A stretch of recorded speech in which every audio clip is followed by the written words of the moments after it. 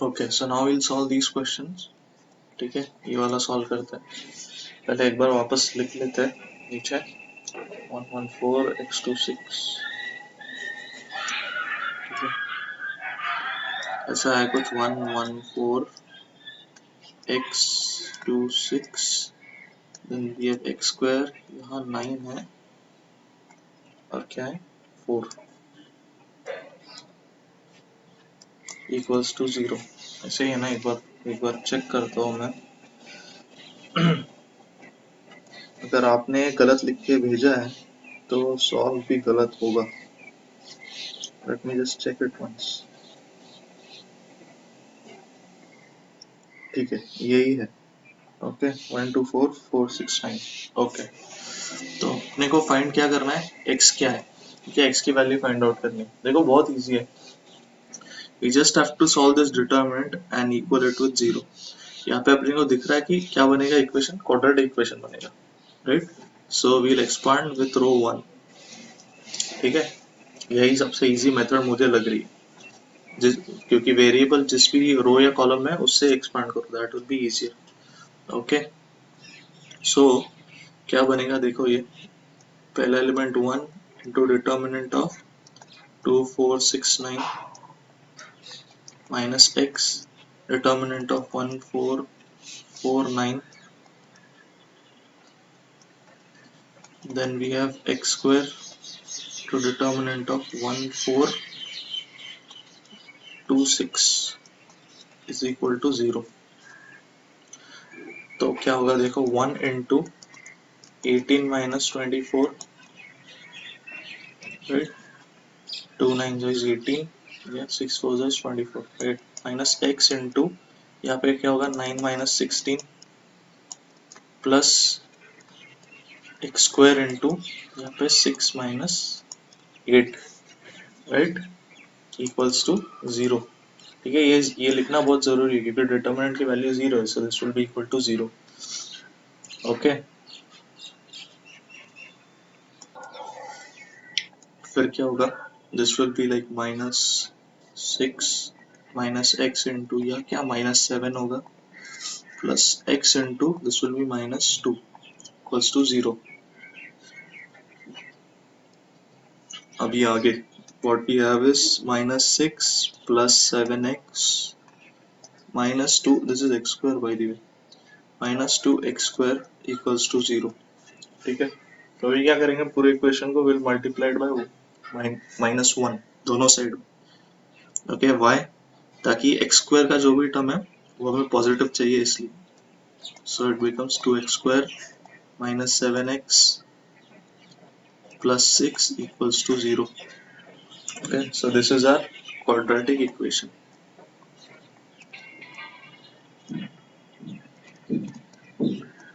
अभी बच्चों को प्रॉब्लम क्या आता है, इस सर इसको फैक्टराइज कैसे करें। फैक्टराइज करने की जरूरत ही नहीं है, use the general formula.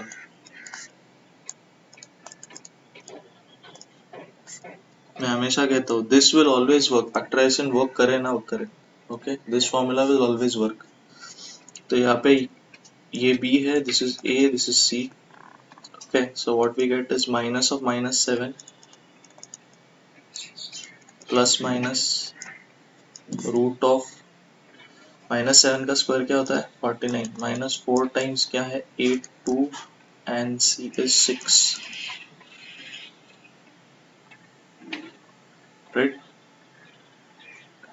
Divide by 2 times a that is 2। तो क्या बनेगा +7 plus minus root of 49 minus 4 into 2 it is 8, 8 into 6 is 48 divided by 4। then what we have is 7 plus minus root के अंदर 1 and we have 4,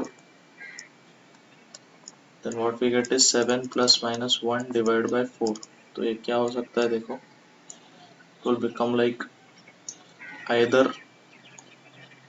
7 minus 1 that is 6 by 4 और 7 + 1 that is 8/4, मतलब या तो वो 3/2 है या तो वो क्या है 2 है। Okay, so this is what I am getting. I don't know कि मैंने स्टेप्स में कुछ गड़बड़ की है क्या सॉल्व करते समय। If you sense anything please do tell, but मेरे ख्याल से this answer is working because why I tell you. देखो अभी हमने डिस्कस किया कि इसमें भी मेरे ख्याल से this one is the most appropriate answer. हालांकि दोनों चलेंगे, आप एक बार दोनों सॉल्व करके देखो, बट आई थिंक ये राइट आंसर है क्योंकि इफ वी टेक 2, अगर x2 लिया ना तो देखो यहाँ पे क्या बनेगा, यहाँ पे this will become 2 and this will here will become 4. So if you see we have two rows which are identical, r1 and r2, so the determinant has to be 0. So मुझे लग रहा है कि आंसर राइट है। okay, this should be the right answer. okay, this is how I'm cross checking it. okay, तो आप 3/2 और 2 ऐसे लिख सकते हो क्योंकि क्वाड्रेटिक इक्वेशन में दो आंसर अपने को मिलने ही है। ओके, क्वाड्रेटिक इक्वेशन जो रहता है वो ऐसा कर्व रहता है, so it will cut at two places. Okay, so x will give us, this is y, this is x, so x will give us two values. okay, first is 2, then it is 3/2. तो अपने को दो values मिलेंगे और जो appropriate है अपने को सिलेक्ट करना है। अगर ऑप्शंस है ए बी सी डी और उसमें अगर दोनों में से एक ही ऑप्शन है 3/2 या और 2, देन सिलेक्ट वन। अगर दोनों ऑप्शन है 3/2 और 2 ऐसा ऑप्शन रहेगा अगर, then select that one. Okay, so this is the answer. I hope you are getting it. Okay, इसको फैक्टराइज करने के चक्कर में मत पड़ो, ये क्वाड्रेटिक इक्वेशन को क्या फैक्टर्स आएंगे ये always remember, directly general general formula लगा दो, आपको आंसर डायरेक्टली मिल जाएगा क्वाड्रेटिक इक्वेशन का। ओके, इतना खेलते मत रहो उसमें, ठीक है, एग्जाम में टाइम कम होता है। Okay, so will move to our next question which is question number 5। ठीक है, एक सेकंड में खोलता हूँ वो क्वेश्चन। टेक्स्ट बुक का भी क्वेश्चन नंबर 5 है और अपना भी शायद इसमें डाउट नंबर 5 है ना। हाँ, ये देखो, doubt number 5 is question number 5 on exercise 4.1.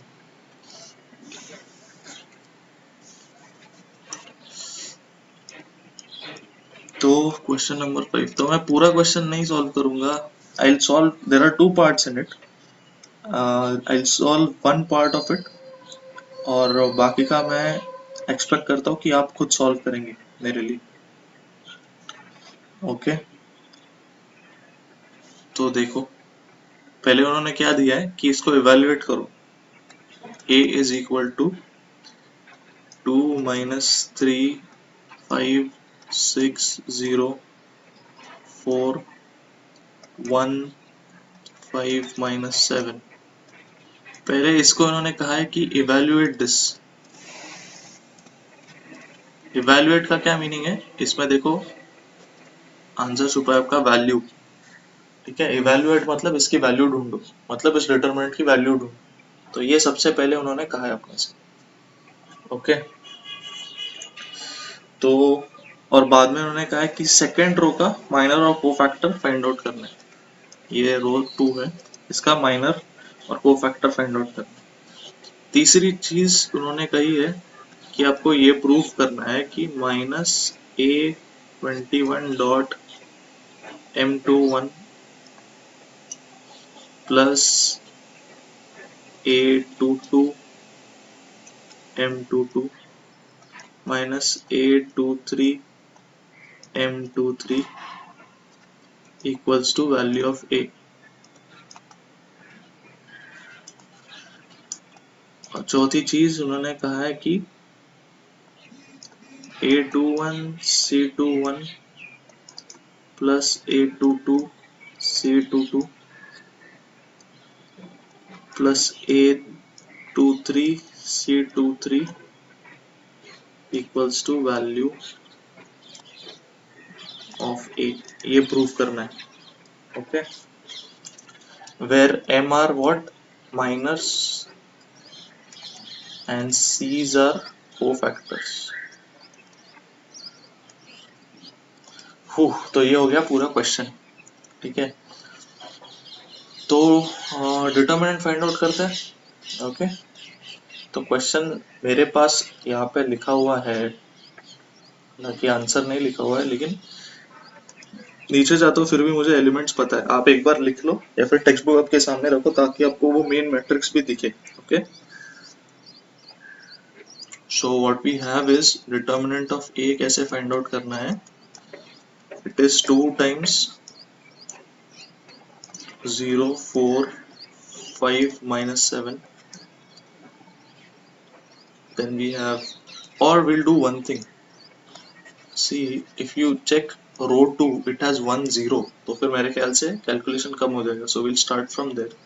So 6, उसका रो और कॉलम छोड़ दो तो क्या रहेगा डिटरमिनेंट के लिए, -3 5 5 -7 -0, सॉरी ये -6 रहेगा, ठीक है। +0 तो गया, फिर आएगा -4 टाइम्स 2 -3 1 5, ठीक है। अभी ये माइनस साइन मैंने आपको बताया कैसे फाइंड आउट करते है ना, बहुत बार हुआ है ये अभी, ठीक है। डिटरमिनेंट में रो वाइज कैसे माइनस साइन पुट अप करते हैं, ओके। अगर किसी को अगर ये चीज नहीं समझी है, so please WhatsApp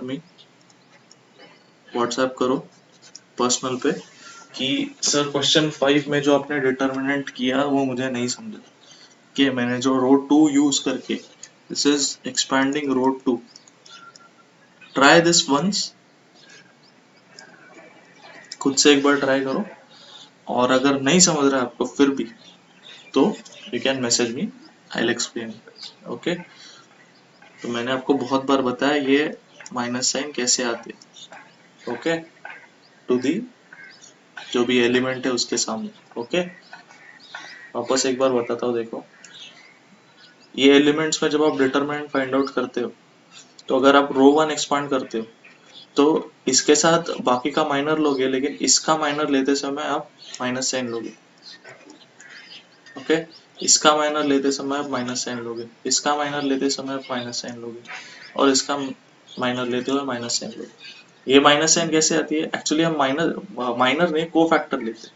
this is the actual formula to find out the determinant, okay, जो अपने को प्रूव करने को है। तो just going to check it, cross verify करने वाले, ओके। यही फॉर्मूला है एक्चुअली कोफैक्टर का। और कोफैक्टर अगर आपने एक्सपांड किया ना, कोफैक्टर अगर आपने एक्सपांड किया और यहाँ पे माइनर आ गया, मतलब कोफैक्टर का फॉर्मूला अगर यहाँ पे आपने लिखा -1 रेज टू 2 प्लस, तो ये चीज आने वाली, ठीक है। मैं आपको बताता हूँ, देखो पहले हम लोग value of determinant find out करते हैं, okay. So then what we have is -6 into 21 minus 25, right, -4 into 10 minus of -3, right. So -6 into -4 into 10 plus 3 मतलब 13. So we have 24 minus 4 3s are 12, 1 4 1s are 4 plus 1 52. ये तो negative आ रहा है, okay. Let me just check once again, कहीं पे कुछ गड़बड़ तो नहीं हुई, okay. This is 10 minus of -3, that is +3, okay, 13, ये तो सही है, 4. This is 21 minus 25, okay, this is also right, 4 2 minus 3 1 5 minus 6 3 5 5 minus 7, okay, सब कुछ तो right है मेरे ख्याल से। So 24 minus 52 is, देखो यहाँ पे 6 ऐड किया तो 30 बन जाएगा, ठीक है। Then we have 30 plus 30 से 50 तक 20, फिर 2, so we have 28 which is the difference. करके देखो. ओके आप रेगुलर मेथड से माइनस करके देखो, मैं बस गैप फिलअप कर रहा हूँ. Okay so this is -28. ठीक है, ये अपना डिटरमिनेंट की वैल्यू.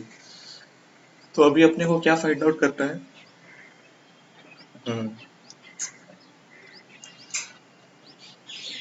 मैं पहले आपको ये चीज बताता हूँ, दोनों अपने को प्रूव करना है ना, ये दोनों LHS सेम ही है. Okay let me just show that to you. अपने को बी वाला पार्ट क्या दिया देखो, A21 C21 plus A22 C22 plus A23 C23 equals to value of A. ठीक है, इसको अगर आप expand करोगे, you know what is Cij's formula, right? This is -1 raised to I plus j into minor of ij, sorry minor of ij, या तो इसका ये फॉर्मूला है. तो अभी इसकी LHS जो है की इक्वेशन की, वो हमें एक्सपांड करनी है. तो हमें कैसे मिलेगी? A21, यहाँ पे C21 को कैसे लिखूंगा मैं? -1 raised to 2 plus 1, right, into minor of 21. सही है, plus A22 into -1 raised to 2 plus 2 into minor of 22. Then I can write A23 -1 raised to 2 plus 3. 2 plus 3 क्यों? क्योंकि this is I, this is j, है ना, इसके formula में minor of 2 3 equals to वही value of ए. भी LHS लिख रहे तो वो ये लिखने की जरूरत नहीं, is equals to value of A. Okay तो इसको देखो, रिजॉल्व करेंगे तो क्या मिलेगा? 2 plus 1 that is 3, तो ये odd है. Okay, so -1 raised to odd number is -1. Okay, so we have minus A21 into M21 plus this is 2 plus 2, तो ये even है, so -1 raised to any even number is +1, so this becomes plus A22 M22 plus यहाँ पे देखो addition odd हो गया, 2 plus 5, 2 plus 3 is 5, तो -1 raised to 5 is -1, so we have should have minus sign over here, so minus A23 M23. तो अगर आप देखोगे दिस इज आर ए, और इसको हमें इक्वल टू प्रूव करना है वैल्यू ऑफ ए, है ना. देखो इसको ध्यान से देखो, -A21 M21. ठीक है, तो यहाँ पे देखो यही आ गया वो चीज. Okay so this both are nothing but the same things, all three things LHS RHS.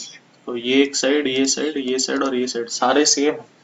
अपने को बस प्रूव करना है, and that is the actual formula for determinant. कोई भी रो ले लो, कोई भी कॉलम ले लो, आपको ऐसे ही डिटर्मिनेंट हम लोग फाइंड आउट करते हैं. अगर आप क्लोजली देखोगे तो see this is the, this minus sign is by the virtue of cofactor. ठीक है, ये वो एलिमेंट है A21 या फिर A या A21, और ये माइनर ऑफ 21 है. Okay same thing over here. तो अभी मैंने ये जानबूझ के एक्सपांडेड रो 2, बिकॉज यही तो प्रूफ है, यही तो प्रूफ है अपना. ठीक है, अगर आप ये फर्स्ट ए एक्सपांड करोगे तो यही प्रूफ है उसका. Okay this is what expanding row 2, and I have expanded row 2 over here. तो इसको एक्सपांड करोगे तो ये क्या माइनस आएगा, A21 क्या है 6, माइनर ऑफ 21 क्या है ये वाला part, then A22 is what 0, तो सारा चीज 0 हो जाएगा. फिर ये माइनस साइन यहाँ पे लिख दिया, A23 is 4, minor of 23 is this. Okay and I got determinant as -2. ओके तो मैंने एक तीर से दो निशाने अचीव कर लिए. अगर आप रो 1 एक्सपांड करके करते, फिर आपको इसको प्रूफ करने के लिए रो 2 भी एक्सपांड करना पड़ता. Okay so that is the thing. तो अभी I want you to solve this thing. Okay और मैं कैसे देखना चाहता हूँ, you evaluate A by using any other row or column. Okay, excluding this R22, and then you prove it equal to this thing, ठीक है, ए और B solve करो, ओके, दैट मीन्स एक्सपांडिंग रो 2, ठीक है। तो अभी क्या करते हैं हम लोग, 10-15 मिनट अपने पास है, so we'll try to finish off with the properties of determinant, ठीक है, 3 प्रॉपर्टीज बची है तो वो करने की कोशिश करते हैं, ओके।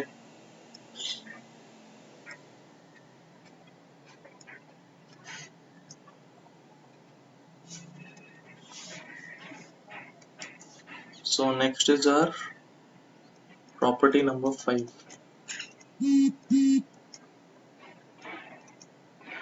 आई होप आपको होमवर्क क्लियर है, आपको ये क्वेश्चन सॉल्व करना है आगे, ये क्वेश्चन आपको सॉल्व करना है, मैंने आपको बताया भी है, एक्सरसाइज 4.1 पे 5th क्वेश्चन है, ओके। और इसमें आपको डिटरमिनेंट फाइंड आउट करना है by expanding row 1 and then you have to verify all this, और इसमें आपको माइनर और कोफैक्टर्स भी फाइंड आउट करने हैं for row 2, okay. So solve this for your homework, okay. I hope मेरे होमवर्क इतने स्ट्रेनस नहीं है, थोड़ा सा लेकिन इम्पोर्टेंट होमवर्क देता हूँ मैं, ताकि आपकी प्रैक्टिस बनी रहे, okay, and it builds your foundation for the next class also. अगर आप होमवर्क नहीं करोगे तो नेक्स्ट क्लास में आपको ऐसे डिफिकल्टी आएगी कि सर ये क्या है, ये नहीं समझा, वापस एक्सप्लेन करो। Once you are through with the previous concept तो आपको नेक्स्ट क्लास के कंसेप्ट अच्छे से ग्रास्प होंगे, okay.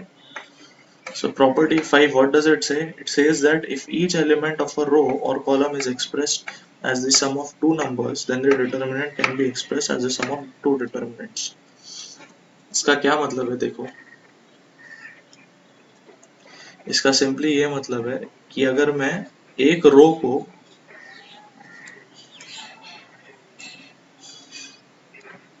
let this be a1 b1 sorry a2 b2 c2 and a3 b3 c3. So if I could express any row of a matrix of a determinant as sum of something like a1 plus, let this be x1, then a2 plus x2, and sorry, this one will be b, I'm sorry, b1 plus, and this will be c1 plus x3, ठीक है। तो अगर मैंने किसी भी रो या column को if I can express this as a sum of two things, then this should be equal to determinant of such a matrix like a1 b1 c1 a2 b2 c2 a3 b3 c3 multiplied by x1 x2 x3 a2 b2 c2 and a3 b3 c3। आप देख रहे हो ना, तो यहाँ पे मैं दोनों जो भी सम है तो दोनों एलिमेंट्स को सेपरेट किया, और इसका जो डिटरमिनेंट मल्टीप्लिकेशन में है वो अपना फाइनल आंसर है, which will be equal to determinant of this whole matrix also, okay। So this is the 5th property। अगर आपको लिखना है, एक्चुअली लिखने में टाइम वेस्ट नहीं करता है, वो आपको प्रॉपर्टी समझिए। प्रॉपर्टी में कहा है if each element of a row और a column is express as the sum of two numbers, एक एलिमेंट एक रो में, एक रो के हर एलिमेंट अगर हम लोग सम ऑफ टू नंबर्स अगर लिखे, then the determinant can be expressed as the sum of two determinants. So the determinant can be expressed as the sum, I'm sorry, multiplication में नहीं, as the sum of two determinants, okay। तो इन दोनों के determinant को अगर हम लोग add करेंगे, we'll get the determinant of this whole matrix, okay। if you want the definition तो आप टेक्स्ट बुक रेफर करो, उसमें लिखा गया, okay. So this is very easy. तो अभी आप ये समझ लो, ठीक है, एग्जाम्पल्स हम लोग देखेंगे, जैसे हम लोग यू नो क्वेश्चंस वगैरह सॉल्व करेंगे, will get to the examples and stuff, तो आपको चीजें क्लियर होती जाएंगी। जैसे हमने आज भी टू वेरीफाई अपना आंसर राइट है या नहीं, we we just saw it in our question. इसमें देखो प्रॉपर्टी 3 हमने देखी, कहा गया इसमें। Okay, so we verified what property 3 over here. We verified our answer using property 3. Okay, next property is property 6.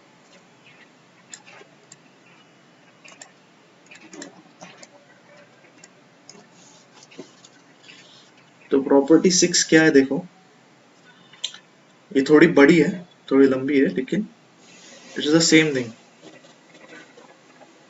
Okay, तो ये कहता है कि if a constant multiple of all elements of a row is added to the corresponding elements of any other row, then the value of the new determinant obtained is the same as that of original determinant. Okay, so क्या कह रहा है देखो, मान लो कि अगर अपने पास एक डिटरमिनेंट ऑफ मैट्रिक्स है a1 b1 c1 a2 b2 c2 a3 b3 ये 2 है c3। so what if we do like r1 will change to r1 plus k times r3। मतलब हमने क्या किया कि R1 रो में चेंज किया, क्या चेंज किया कि R1 को K टाइम्स R3 से ऐड किया। मतलब अपना मैट्रिक्स देखो क्या बनेगा, मैट्रिक्स कुछ ऐसा बनेगा A1 plus K times A3, समझ रहे हो। Then we have B1 plus K times B3, then we have C1 plus K times C3। Okay, बाकी सब वैसे ही है, सिर्फ R1 में हमने चेंज किया A2 B2 C2 A3 B3 C3, सिर्फ R1 में। या फिर कोई भी आप कर सकते हो, कोई भी मैट्रिक्स में, सॉरी कोई भी रो या कॉलम में किसी दूसरे रो या कॉलम को ऐड किया अगर आपने विथ अ प्रोपोर्शनल कांस्टेंट, ठीक है, एक मल्टीपल से आपने ऐड किया ये ऑपरेशन, ठीक है। जैसे मैंने यहाँ पे किया A1 plus K times A3, B1 plus K times B3, C1 plus K times C3। तो ऐसे अगर किया तो फिर भी उसके डिटरमिनेंट क्या है, it remains the same. So if this is like a and a1, so a is equal to a1. Are you getting it? ये है 6 प्रॉपर्टी, बस इतना कहना चाहता हूँ। ओके, और इतना समझा है, ये अगर चीज आपको समझा है कोई बात नहीं, हम लोग इसका एप्लीकेशन देखेंगे in exercises. Okay, don't worry about it. And the last property is 7th property, जिसको कहते हैं ट्रायंगल प्रॉपर्टी भी कहते हैं। बहुत इजी प्रॉपर्टी है ये।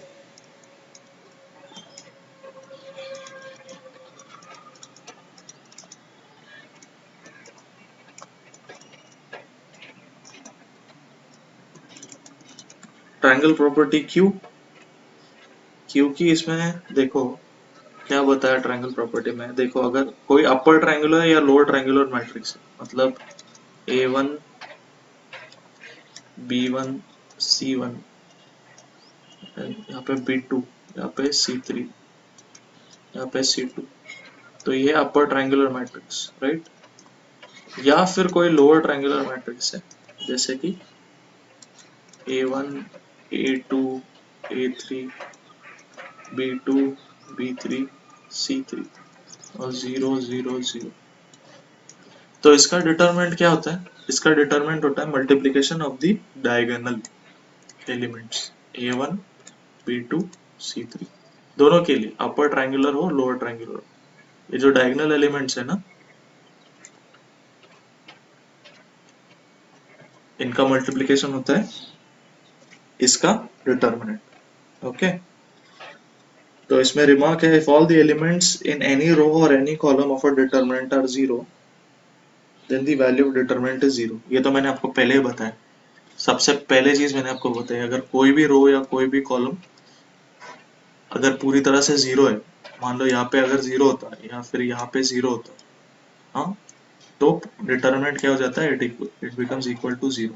Okay, so that is the thing. तो देखो, this ends the properties of determinant. तो इसके बाद हम लोग क्वेश्चंस करेंगे थोड़े प्रॉपर्टीज ऑफ डिटरमिनेंट एक्सप्लोर करने के लिए। Then we'll study something called as Cramer rule. Okay, और फिर हम लोग जरा थियरम्स वगैरह देखेंगे। Okay, so that's it for today. I hope you've learned a lot।